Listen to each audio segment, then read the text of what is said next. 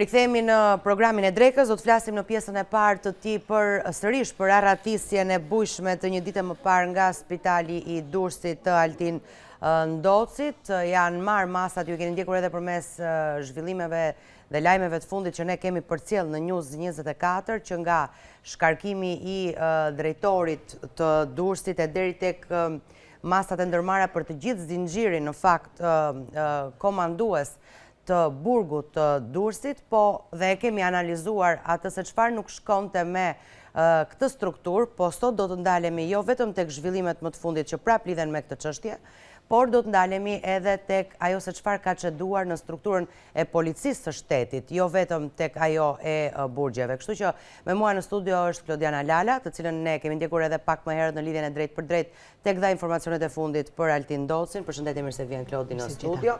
Po kam edhe zotin Krenar Ahmeti, është drejtues i lartë në Policinë e Shtetit. Mirë se vini, kënaqësi të jemi së bashku. Përshëndetje, kënaqësia është e ime. Ta rikujtojmë edhe një herë atë se çfarë deklaruan pak më herët përmes lidhjes tonë të drejtë për drejtë?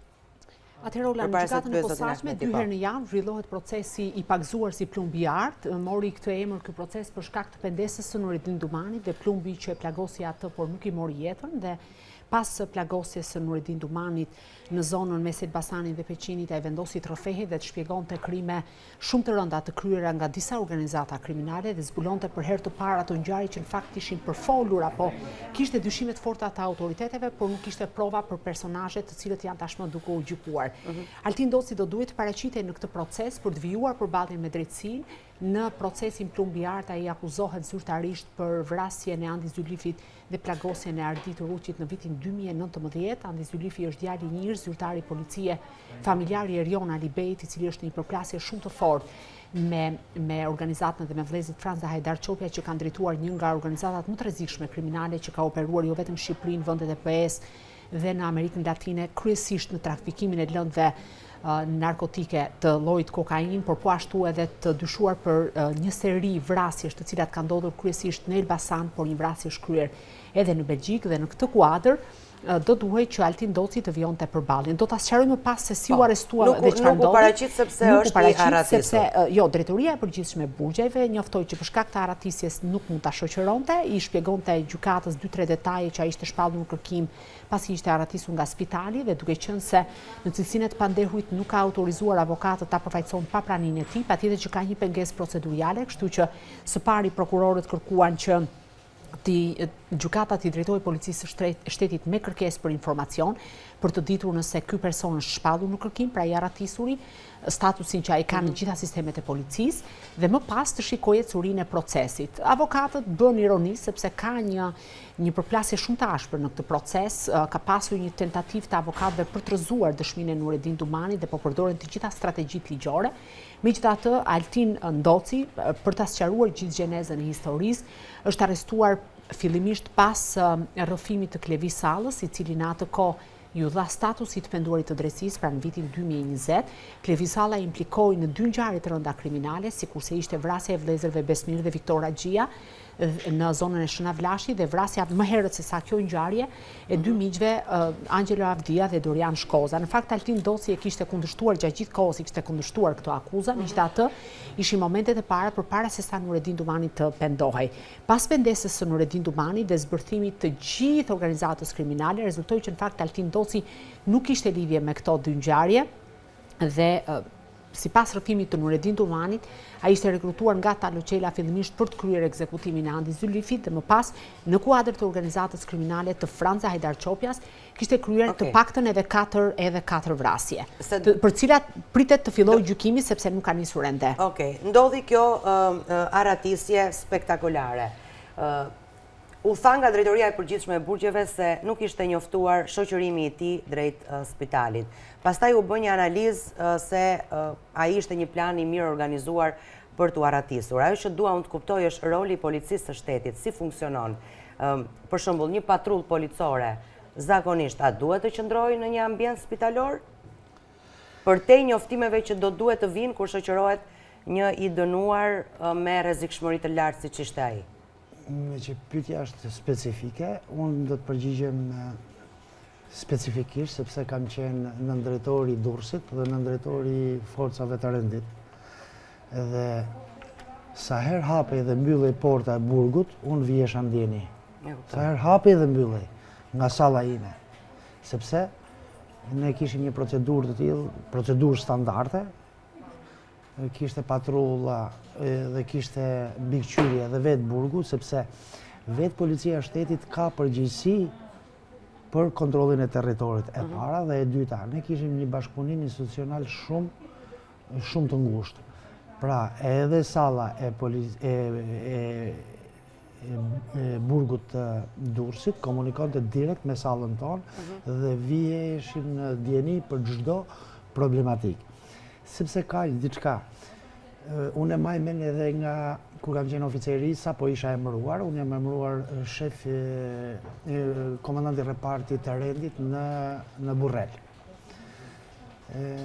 Sa kisha ardhur nga jashtë dhe në paraburgim dhe të burgosur në dhomat e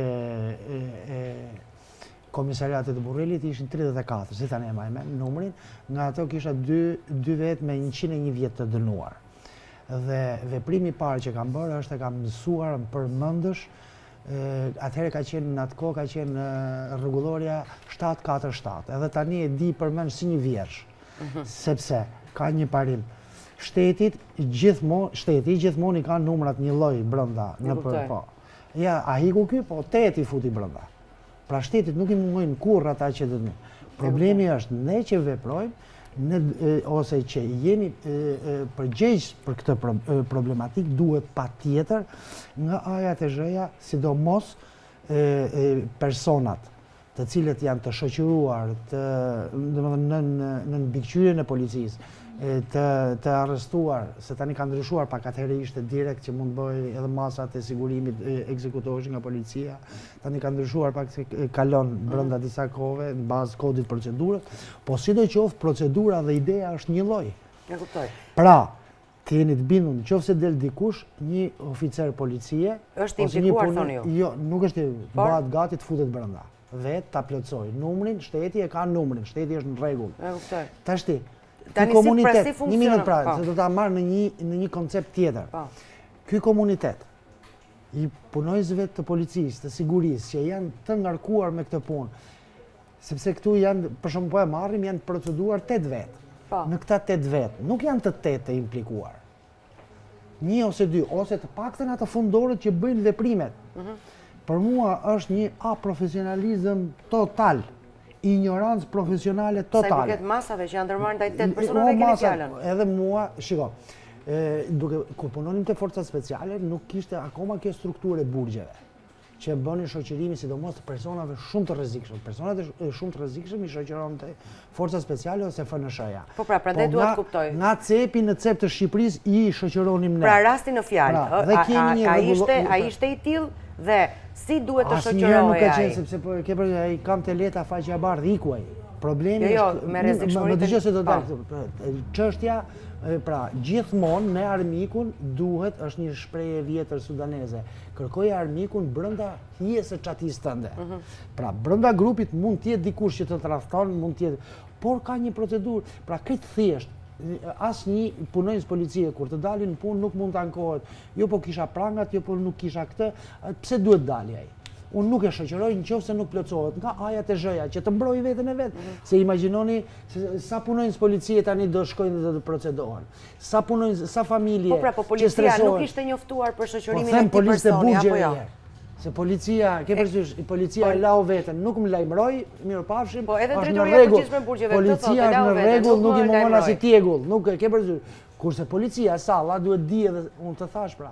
Unë kam qenë nën drejtori Durrësit, sa herë hapi dhe mbyllej porta e burgut, unë kisha informacion direkt. Pra në këtë rast nuk ka patur informacion në mënyrë të qëllimt për të finalizuar planin e arratisjes. Edhe një, ata që do hetojnë nga A-ja te Z-ja, në shkelit procedurave standarde ka protokolle. Protokoll, vetë fjala, opinioni do ta di. Protokoll vjen nga latinisht, do thotë me sira.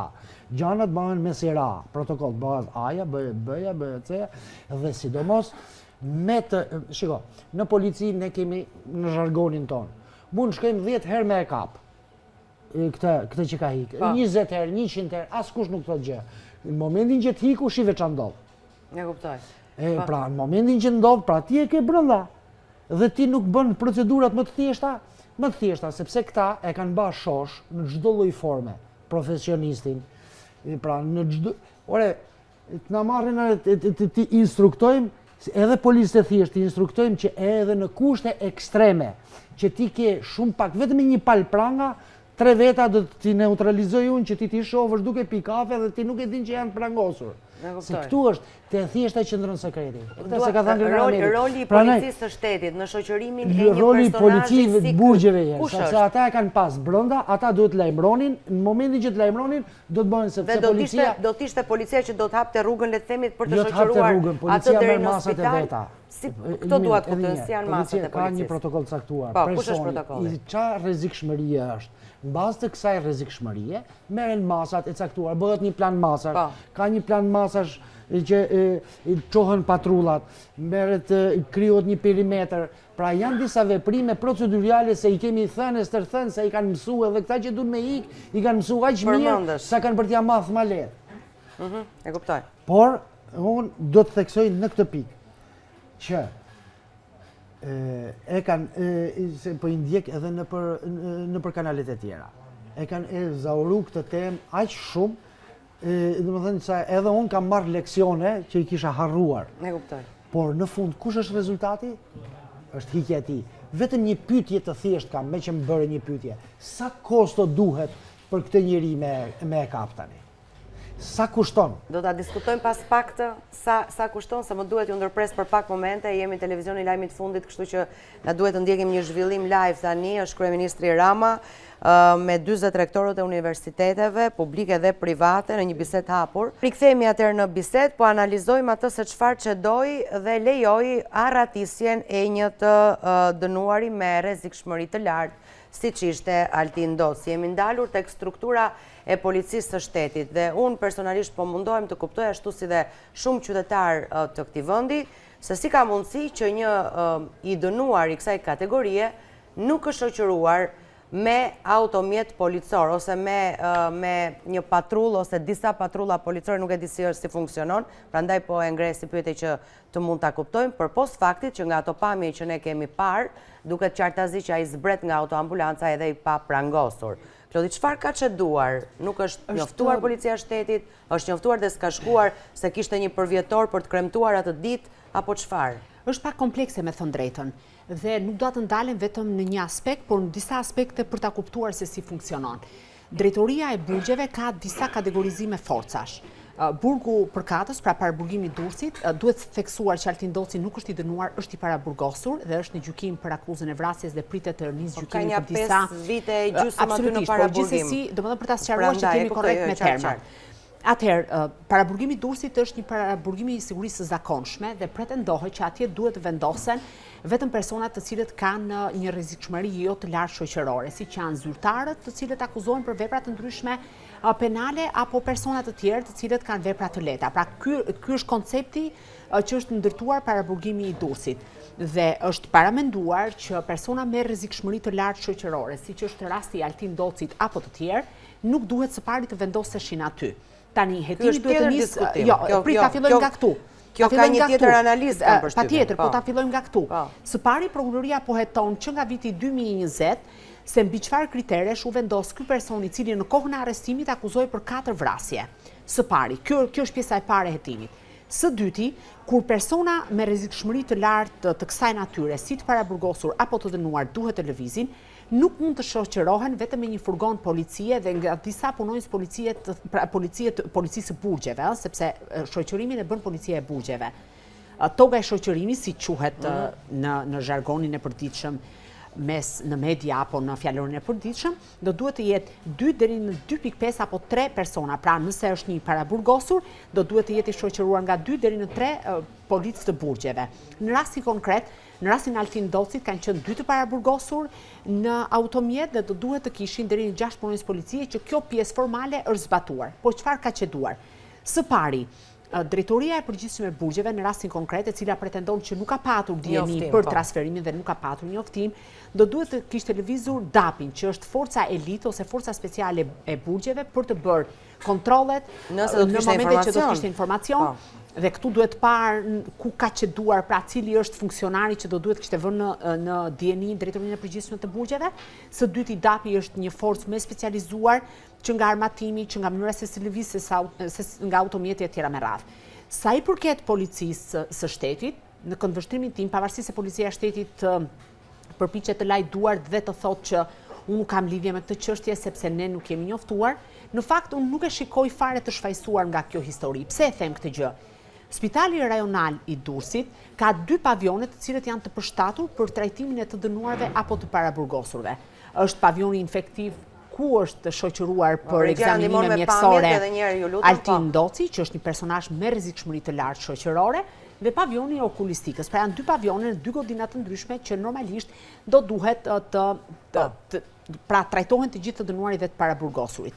Në një vend normal, në një polici të prirur për të patur rend dhe siguri dhe për të parandaluar ngjarje kriminale, do duhej që një patrull policie të qëndrojë në mënyrë të palëvizur gjatë gjithë kohës, sepse mund të ndodhë që një moment caktuar një paraburgosur mund të lëviz. Aty ka gjithmonë ecejake, pra vajtje dhe largim. Kjo thuhet është e shkruar në ligj kjo? Absolutisht. Në çfarë kuptimi është e shkruar në ligj? Pra që një patrull policore duhet të qëndrojë aty sepse ka lëvizshmëri të erpasishme të dënuarve. Forcave bëhet në bazë ja ta them, në bazë të riskut ose të problematikës. Pra nuk ka një listë të shkruar, por ligji thot, policia e shtetit duhet të ketë atë hartën e vet dhe thot, ky aks rrugor është shumë problematik sa ju përket aksidenteve dhe ka punonjës policie të qarkullimit, se zoti Ahmeti është i specializuar, më të shtuar në këtë zonë. Ja, vetëm mbaroj fjalin dhe do ta lëkon. Sa i përket spitalit, kemi vizita apo vajtjeardhje të paraburgosurve dhe dënuarve, kështu që për këtë arsye, ose është një spital që nëse ka një plagosje, një ngjarje kriminale, të gjithë personat shkojnë aty për trajtim.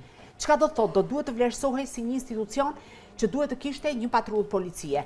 Pra në këtë mënyrë do duhet të funksionojë policia dhe këtë në fakt parashikon ligji. Pra nuk e ka specifikisht që do thotë tek dera e spitalit duhet të qëndrojë një makinë policie apo një patrull. Nuk e ka. Por Ola, duhet të vlerësoj riskun. Është njësoj si burgjet do duhet të kishin vlerësuar rrezikshmërinë e personit në fjalë. A mund të lëvizej Altin Doci me 3 punonjës policisë së burgjeve? Në këndvështrimin tim jo, do duhet të dilte DAP-i dhe do duhet të shoqërohej me autokolon policie. Po ky është qëndrimi im. Po pra, e kuptoj. Pra, rujtja e rendit, e sigurisë në rendit, ka të bëj 2 pika. Në lidhje me institucionin e burgut të Durrësit. Edhe çdo lloj burgu tjetër ku një komisariat e ka në territorin e vet. Ka një plan masash të veçantë. Ka dhe një dislokim forcash në rast kërkimi imediat. Sepse duke qenë institucion i rëndësisë veçantë, mund ndodhin çdo moment mund ndodhin situata. Për të cilat komisariati është përgjegjës sepse e kanë territorin e vet. Dhe do të shkojnë në ndihmë, për shembull, ti u marrë thjesht, a ndodhi situata tani? Ku është plani masave i kërkimit imediat? Bllokimi rrugëve, cilat forca do të marrin përsipër, ku do ngrihen pikat e kontrollit, bllokimi ne për me blloku një mjet i cili është në rrugë, themi krijo trafik, edhe u blloku mjeti. Kaq thjesht. A më kupton, pra se punojnë gjithë edhe një patrull atje, që mund të jetë një patrull policie që mund të jetë 4 kilometra larg, është pjesë integrale e një veprimi reagimit policisë. Se çështja është kur e mori vesh policia, si e mori vesh dhe si reagoi. Se nëse do të bllokoheshin rrugët, si gjysma e rrugëve atje herë janë të bllokuar edhe nga ujti. A më kupton? Edhe ujti nuk mund të iki nuk është forestrat. Po çfarë ka? Shumë organizuar. Pra, domethënë, po të kishte reaguar, dëgjoj, vetëm bëj ju si mendoni, ju bëj një pyetje të drejtë për drejtë. Kur don shteti si kapi ata që ikën në Drenov? Ai kapi për 24 kur do shteti. Kështu që vjen pyetja tani, në mendimin tuaj dhe në analizën që i bëni ngjarjes, kjo lloj arratisje është planifikuar për një kohë të gjatë, 6-7 muaj, pyetja parë dhe e dyta, janë të implikuar drejt për së drejti në këtë ngjarje strukturat e policisë të shtetit dhe të burgjeve? Unë thash, shikoj se nuk mund të hyj në hollësi edhe të filloj dhe ta ludoj. Ajo thash, kërkoje armikun brenda hijes çatisë tënde. E kuptova. Aty ta kërkojnë ata sepse del. Nuk është vetëm me veprim, është edhe me mos veprim, për mos kryerjen e procedurave standarde.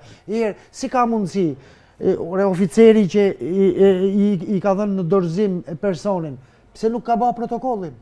Ku janë prangat? Minimumi mund shumë prangat. Pra, dhe më thënë, numri janë pra nga A-ja tek Z-ja është e shkruar. Flasë për pjesën e policisë burgjeve. Pastaj kërkimi imediat i policisë së shtetit është tjetër, pra kryo disa perimetra, nga Durrësi në Tiranë, pra hyrje, daljet dhe vazhdohet kërkimi. Ore, a i kanë pa një herë, se nuk janë filme, janë të vërtet. Në Amerikë, kur hik një i burgosën, i madh i vogël, komuniteti, të gjithë, sepse edhe lajmërohen edhe qytetarët që të kenë kujdes, sepse një është i rrezikshëm. Personi është i rrezikshëm. Pra, më thujti mu qa janë lajmëru verse statuse, ose pash që më duhet mu a shkon ministri tek burgu, apo nuk shkon ministri, që më duhet mu ministri, se javën e kaluar më duket që edhe 2 shek atje. Pra, a imagjinoni më harxhon edhe naftën e shtetit duke shku aty në një kohë që veprimin e parë, po të isha ministër do ishte, më sjell pak këtu ky lloj institucioni, çfarë të paraburgosush dhe të burgosush në çfarë niveli është, po ç'duan atëherë 33 të paraburgosur dhe të burgosur të rrezikshëm në një institucion të tillë, atëherë jo vetëm drejtori, po drejtori i përgjithshëm me ministrën me të gjithë do t'japin sepse siguria, më dëgjoni, siguria nuk është vetëm të rush tjetrin me armë. Siguria është edhe të zbatosh në mënyrë rigoroze të gjitha procedurat standarde që normojnë punën e institucioneve të sigurisë. Siguria është edhe tek ujti që siguria ushqimore, siguria rrugore, gjithçka është siguri. Teksa ne analizojmë ende edhe sot atë se çfarë ka ndodhur, ai vazhdon të jetë narrativ. Nuk ka informacione se ku mund të ndodhet, apo jo? Duhet ishte kapur për shembull në gjykimin tuaj deri tani? Normalisht, sepse edhe kjo është pjesë e planit? Po, jo. Në gjykimin tuaj? Dëgjoj. Ose arritja tek ai? Çështja është njëherë edhe shansi, edhe se si reagojnë, si është organizuar, por që do kapet ai. Po e imagjinoni dot, unë imagjinoj vetëm kostot. Se me pak impenjim, më dëgjoj, kosto e pa llogaritshme, vetëm pikat e kontrollit, nafta, koha, orët shtesë, miliona i shkojnë shtetit, pse? Sepse ka një të papërgjeshëm, duke fillu nga i papërgjeshmi që e mbron patronazhistat. I papërgjeshëm apo i korruptuar? Dëgjoj, Ola, në doktoraturën time, një nga stratifikimet ka qenë punojësit pra stresi si rezultat i situatave traumatike të punojësve të burgjeve. Unë e di nga A-ja te Z-ja ç'a problematika shkan ata të shkretet. Ata janë të paveshun, ata janë të pamathun, ata janë të keq ushqyer, të keq trajtuar në çdo lloj forme. Edhe mua ai polici që ka gjujt në armë, pavarësisht se është kush s'është. Pra a imagjinon sa i pafuqishëm është sa edhe armën nuk e ul dot. Ta neutralizoj, sepse nuk e mbron kush atë të shkretin. Këtu ke mungesë ligji, këtu ke mungesë maliqi, këtu ke a imagjinon dot domethënë se çfarë mund të ndodh në çdo moment me një person të tillë. Tani, pikërisht pra, e imagjinoj sepse thuhet edhe 8 familjar, sot kanë krye familjarët e tyre në burg. As nuk sjellin dot të ardhura për familjen e vet, as nuk pyet kush, e imagjinoni dot domethënë se ç'a problematike, vetëm këtë kaq të thjesht ta marrësh. E kuptoj. Pra, imagjinoje tani se këta në brenda personelit çfarë krijesash mund të kenë fut që i tradhtojnë shokët e vet dhe ju bëjnë, i sjellin në një moment të caktuar, se besoj që ai polici i shkretë e ka bërë atë punë.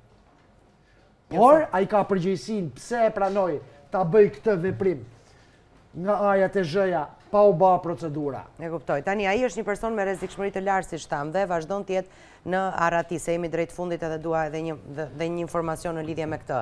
U tha fillimisht se është parë të hyj drejt Tiranës, makina e tij është parë në Vor, makina që e transportoi ose realizoi planin e aratisjes, një Audi luksoz me targa të vjedhur apo jo. Po mund ta ketë lënë në X ven edhe makina mund të shihet. Çfarë dihet për? Atëherë, unë mendoj këtë është si një aratisje të mirë organizuar. Pse shikoj këtë si një? Unë mendoj që është një plan i menduar gjatë, madje mendoj që Altin Doci ka filluar ta mendojë në mendjen e vet këtë gjë që në momentin që ka ka arritur t'ja dalë dhe të izolohet në një paraburgim të tillë siç është ai i Durrësit, që në fakt nuk do të duhet të ishte aty dhe për këtë janë përgjegjës një sër funksionarësh apo ish funksionarës të burgjeve, sepse nga 2020 ka patur edhe shumë ndryshime drejtorësh, drejtorë të përgjithshëm e tjera me radhë apo shefash të policisë. Janë po ashtu përgjegjës të gjitha ata persona zyrtarë të burgjeve të cilët kanë bërë vlerësimin e tij dhe sa i përket rrezikut që paraqet ky person, rrezikshmërisë që paraqet ky person. Pra kjo është pjesa që duhet parë.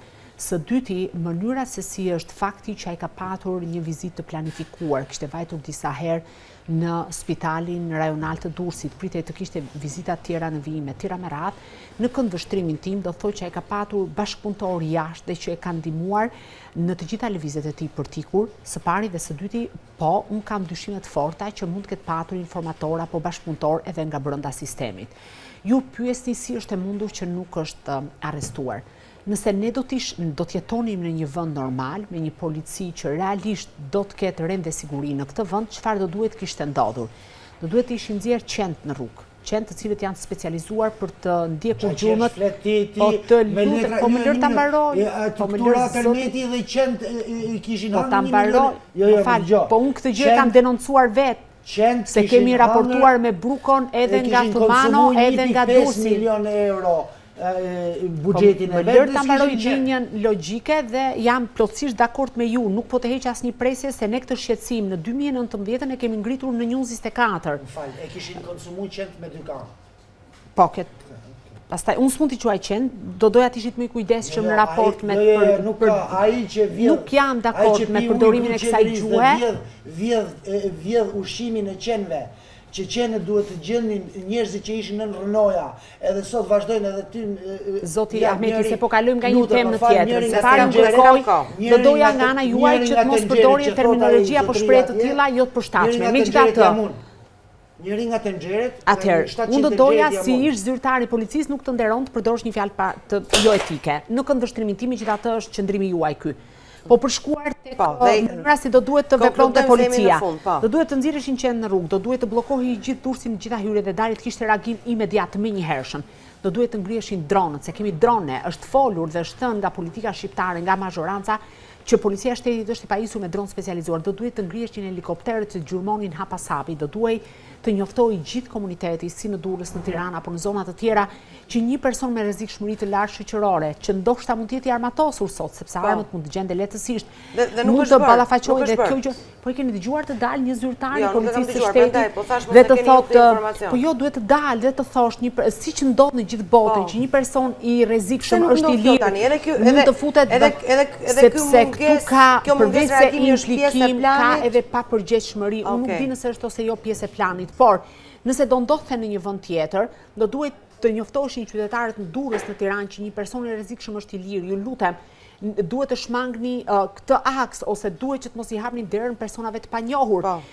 Do duhet që të njoftoni menjëherë nëse shikoni një person të ngjashëm me të paraburgosurin Altin Doci. Pra gjithë kjo gjëja nuk ka funksionuar. Pra në këtë aspekt unë mendoj që do duhet që policia e shtetit dhe institucionet ligjzbatuese në rastin konkret nesër për fat keq dhe po e them sot këtu dhe le të më gjykoj kush të doj, policia e shtetit e di çfarë do të bëj, do të mbledh gzhoja të Altin Docit. Kaq mund të bëj, asgjë tjetër, dhe do të deklaroj që ka disa makina të djegura diku në periferi të Tiranës, të Durrësit, të Niklës e tjera me radhë. Një koment të shkurtër për këtë pritshmëri që ka Klodi në lidhje me këtë ngjarje. Kur nuk do të kisha menduar ndonjëherë që unë si oficer policie do vite momenti me i thanë në vendin tim që unë kam ndërtu jetën këtu dhe mendoj, na rujt Zoti. Na rujt Zoti. Na rujt Zoti. Faleminderit që ishit me mua në studio, faleminderit Klodi. Do shkojmë në një hapësirë publicitare, do të kthehemi pas pak, do të diskutojmë për vendimin e Departamentit Amerikan të Shtetit për vizat, preket edhe Shqipëria në pezullimin për vizat amerikane, çfarë ka ndodhur, si ta interpretojmë, si ta kuptojmë, kush cënohet e kush jo. Kthehemi pas pak në pjesën e dytë.